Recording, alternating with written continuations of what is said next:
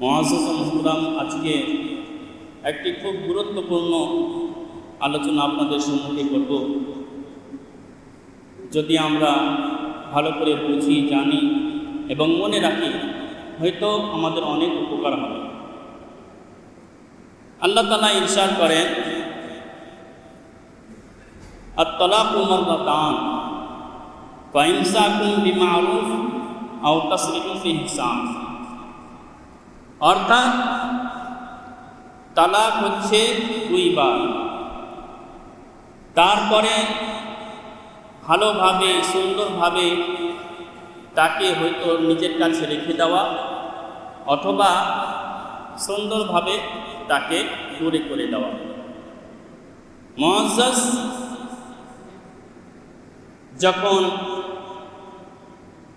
মানুষ বালেগ হয়, একজন মুমিন বান্দা, আল্লাহ তাআলা আমাদের তাখলিক, আমাদের সৃষ্টি এর উদ্দেশ্য রেখেছেন ইবাদত। মানব জাতিকে আল্লাহ তাআলা তৈরি করেছেন ইবাদতের জন্য, কিন্তু যারা জন্তু, চতুষ্পদ প্রাণী, তাদের উপরে ইবাদত ফরজ নয়, জরুরি নয়।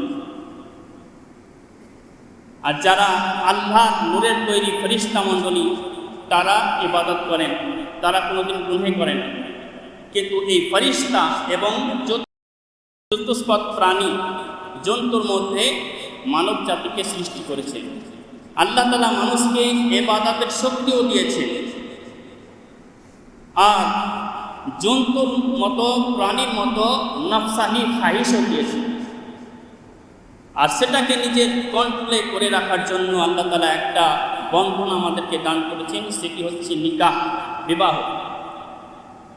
নিকাহ যদি নিজেকে কন্ট্রোল, নিজেকে গুনাহ থেকে বাঁচিয়ে নেওয়ার জন্য, সুন্নাতের উপরে আমল করার জন্য করা হয়, তো পুরো জিন্দেগি তার বরকতে কাটাবে, আল্লাহ তাআলা তাকে সওয়াব দান করবে। আর যদি নফসানি খায়েশের জন্য করে, যদিও নিকাহ হয়ে যাবে, কিন্তু তাতে কোনো সওয়াব পাওয়া যাবে না। এবার নিকাহ হওয়ার পরে, বিবাহ হওয়ার পরে স্বামী স্ত্রীর মধ্যে অনেক রকম কথা হয়ে থাকে,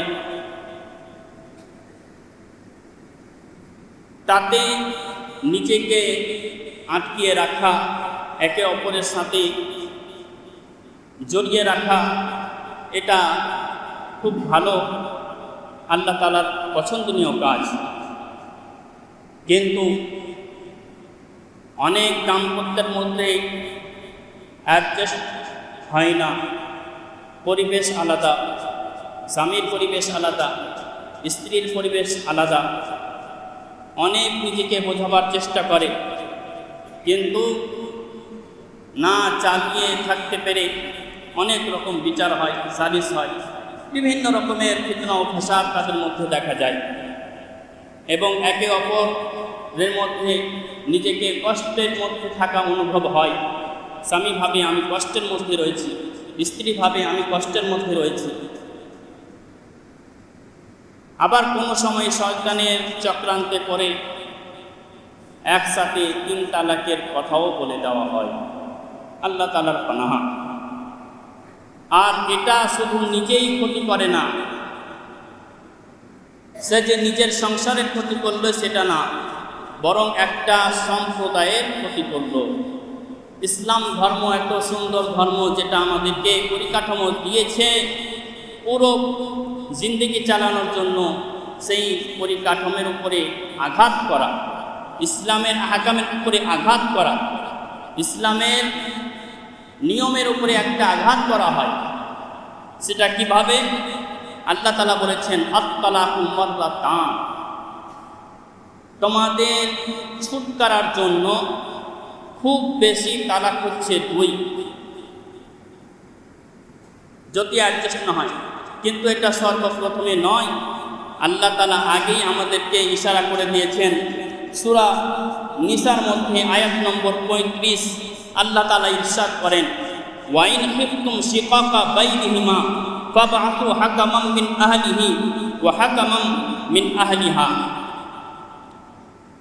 তোমরা স্বামী স্ত্রীর মধ্যে যদি কোনো রকম বিভেদ দেখতে পাও, কোনো ঝামেলা দেখতে পাও, তাহলে স্বামী নিজের আত্মীয়ের সাথে আলোচনা করবে, স্ত্রী নিজের আত্মীয়ের সাথে আলোচনা করবে এবং নিজের আত্মীয়ের মধ্যে একজনকে নির্দিষ্ট করবে, হাকাম তৈরি করবে এবং স্ত্রীর তরফ থেকেও একজন হাকাম তৈরি হবে। দুই পক্ষ থেকে দুই ব্যক্তি যারা ইনসাফ, বিচারক, বুদ্ধি, জ্ঞানসম্পন্ন, তারা দুইজনের সাথে আলোচনা করবেন। আলোচনা করার পরে তাদেরকে নিয়ে মীমাংসা করবেন এবং আল্লাহ তাআলা বলছেন ইন ইউরিদা ইসলাহান ইউওয়াফিকিল্লাহু বাইনাহুমা। সেই দুই ব্যক্তি, দুই পক্ষ থেকে যেটা নির্ধারিত হাকাম তৈরি হয়েছে, পাঁচ তৈরি হয়েছে, সালিস হিসাবে একজন করে ব্যক্তি দুই পক্ষ থেকে এসেছে, তারা যদি ভালো নিয়তে কারো মুখ না দেখে আল্লাহ এবং তার রাসূলকে সন্তুষ্ট করার উদ্দেশ্যে যদি মীমাংসা করতে চায়, আল্লাহ তাআলা বলেন ইউওয়াফিকিল্লাহু বাইনাহুমা, আল্লাহ তাআলা এই দুইজনের মধ্যে অর্থাৎ স্বামী এবং স্ত্রীর মধ্যে তৌফিক দান করবেন, মেহেরবানি করবেন, তাদের উপরে বরকত দান করবেন এবং তাদের মধ্যে ঝামেলাটা মিটিয়ে দিবেন।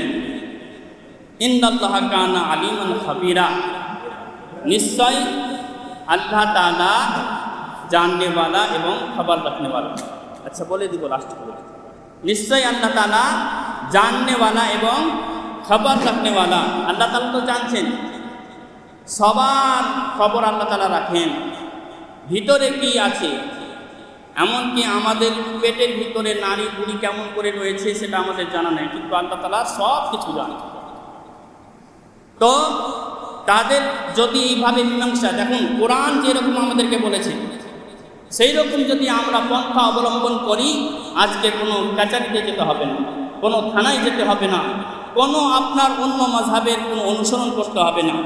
ইসলাম এমন একটা ধর্ম, আপনার এমন একটা দিন, আপনাকে এ টু জেড সব কিছু তথ্য দিয়েছে, নিয়ম দিয়েছে, কিন্তু আজকে আপনি আমি নিজের পায়ে কোরআনে মারছি এবং নিজের ইসলামকেও আঘাত করছি। তো এই রকম এই কথাটা প্রথমে কোরআন আমাদেরকে শিখিয়ে দিল। যদি বিভেদ হয়, হতেই পারে, তো বিভেদ হওয়ার কারণে কি করবে, মীমাংসা করার চেষ্টা করবে। ছেলেকে এটা সব সময় অ্যাক্টিভ থাকতে হবে যে তোমার আমার মধ্যে, ছেলে এটা ধারণা রাখবে আমার এবং আমার স্ত্রীর মধ্যে যদি মেনটেন না হয়, অ্যাডজাস্ট না হয়, এটা কোনোদিন মনে করবে না যে আমি একেবারে তাকে তালাক দিয়ে দেব। হ্যাঁ, তালাক যদি দিতে হয় তাহলে বিচার অর্থাৎ দুই পক্ষ মিলে ভালোভাবে যেই রকম কোরআন বলেছে সেই রকমভাবে তাকে ছাড়তে পারে। আর হঠাৎ করে ফোনের মাধ্যমে একটু রাগ উঠলো, কি হলো না হলো বলে গেল, এটার জন্য অনেক বড় পাপী, অনেক বড় গুনহগার হবে। আল্লাহ তাআলা বলছেন আত-তালাকু মাররাতান, খুব বেশি তালাক দিলে 2 বার দেওয়া যাবে, 3 বার যদি দিয়ে দেয় পাপী হয়ে গেল, গুনহগার হয়ে গেল। তবে 3 তালাক দিয়ে দিলে তালাক হয়ে যাবে। তালাক হয়ে যাওয়া আলাদা জিনিস, আর পাপী হওয়া, গুনহগার হওয়া আলাদা জিনিস। কারণ পাপী তো হলো, গুনহগার হলো, আর 3 তালাক দেওয়ার পরে সেটা তালাকে মুগাল্লাযা বলা হয়। 1 তালাক যদি ছাড়তে হয় 1 তালাক দিতে পারে, এটা মনস্কামনা করে নেবে। যদি অ্যাডজাস্ট না হয় তাহলে খুব বেশি হলে সে সামনে বিচার সালিসের মধ্যেও দিতে পারে বা নিজের তাদের পক্ষপাতিত্ব 2 জন পক্ষ মিলেও দিতে পারে। খুব বেশি হলে 1 তালাক, 1 তালাকই যথেষ্ট। 1 তালাক দিবে, দেওয়ার পরে 3 পিরিয়ড পার হবে। 3 পিরিয়ড পার হবে, অটোমেটিক তাদের বিবাহ ভঙ্গ হয়ে যাবে। যেই রকম বিবাহের আগে তাদের সম্পর্ক ছিল আজনাবী, সেই রকম এখনই হয়ে গেল, 1 তালাকই হয়ে গেল। যখন 1 তালাকই হয়ে গেল বা 2 তালাকই হয়ে গেল, আপনার 3 তালাকের কোনো প্রয়োজন নেই, কোনো দরকার নেই। যেই রকম আগে তারা কুমারী হিসাবে আগে অবিবাহিত ছিল, সেই রকম তাদের সম্পর্ক এখনও হয়ে গেল যদি ছুটি করতে চায়। কিন্তু না, এখন বিচারের মাধ্যমেও দেখা যায় যদি ছাড়বার করতে হয় একবার 3 তালাক দিয়ে দিল। 3 তালাক দেওয়া একসাথে না যায় যাচ্ছে, গুনহগার হবে, গুনাহ হবে। যে দিবে সেও গুনহগার, যারা দিলাবে তারাও গুনহগার। একসাথে দেওয়া চলবে না। একসাথে দেওয়া 1 তালাক দেওয়া যাবে অথবা 2 তালাক দেওয়া যাবে। এবার 1 তালাক দেওয়ার পরেও ইদ্দত কিন্তু পালন করতে হবে, চাহে 1 তালাক হোক, 2 তালাক হোক বা 3 তালাক হোক। ইদ্দত 3টাতেই পালন করতে হয়। আর ইদ্দতের সময়সীমা কিন্তু একই, কিন্তু পার্থক্য এটাই যে 1 তালাক দিলে যদি মীমাংসা অ্যাডজাস্ট না হয় স্বামী স্ত্রীর মধ্যে, অনেক চেষ্টা করার পরেও তাদের সমাধান হলো না, তো 1 তালাকের মধ্যে ছুটি হয়ে গেল বা 2 তালাকের মধ্যেও ছুটি হয়ে গেল, এতে কেউ গুনহগার হবে না। না স্ত্রী গুনহগার হবে, না স্বামী গুনহগার হবে, না বিচার করনেওয়ালা গুনহগার হবে। এতে কেউ গুনহগার হবে না। 1 তালাক দেওয়ার পরেও যদি এবার দেখা গেল, এটা এই জন্যই রাখা হয়েছে যে 1 তালাক দেওয়ার পরে যদি আবার মনে হয় যে আমার ভুল হয়ে গেছে, অনেক দেখা যায় মনের মধ্যে না শুধু তারই ভুল ধরেছি, আমার তো ভুল আছে, স্ত্রীও ভাববে স্বামীও ভাববে। এটা করে 1 তালাক দেওয়ার পরে 2 জন আলাদা হয়ে গেল, ইদ্দত পালন হচ্ছে, দেখা গেল স্বামী নিজের ভুল ধরছে, এবার স্ত্রী নিজের ভুল ধরছে। ভুল ধরার পরে কি হলো, তারা মনে করলো যে না আমরা যা হয়ে গেছে সব ভুলে যাব, এবার নতুন করে সংসার তৈরি করবে। তো এবার রাজাত করবে। এবার 1 তালাকে বাইন হয়। তালাকে বাইন যদি হয় তাহলে বিবাহ করতে হবে, আর যদি তালাকে বাইন না হয় তাহলে বিবাহ করতে হবে না। শুধু রাজার কথাটা বলে দিলেই রুজু, মানে আমি রুজু করলাম বা তোমাকে ঘুরিয়ে নিলাম, এরকম যদি ভাষা প্রয়োগ করে বা স্বামী স্ত্রীর মধ্যে যেরকম আচরণ হয় তার মধ্যেও রাজাত করা যায়, তো রাজাত করতে পারবে। 1 তালাক দেওয়ার পরে যদি মনে করে না আর নেব না, স্বামী স্ত্রী দুজনেরই মধ্যে এটা অটল থাকে যে না আমাদের অ্যাডজাস্ট হয় না, থাকবো না, 1 তালাকের পরে ইদ্দত পার হয়ে যাবে। ইদ্দত পার হয়ে যাবে মানে 3 পিরিয়ড পার হয়ে যাবে। ইদ্দত পূর্ণ হবার পরে তারা আজনাবি হয়ে গেল, যেরকম অবিবাহিত ছিল সেরকম হয়ে গেল, কোনো কিছুর দরকার নেই। এখন স্ত্রী অন্য জায়গায় বিবাহ করতে পারে, স্বামী অন্য জায়গায় বিবাহ করতে পারে, এটা কোনো অসুবিধা নেই। এবার যদি 1 তালাক দেওয়ার পরে তারা মনে করে না আমরা নিজের ভুল ধরেছি, আবার অ্যাডজাস্ট, তো রাজাত করে নেবে।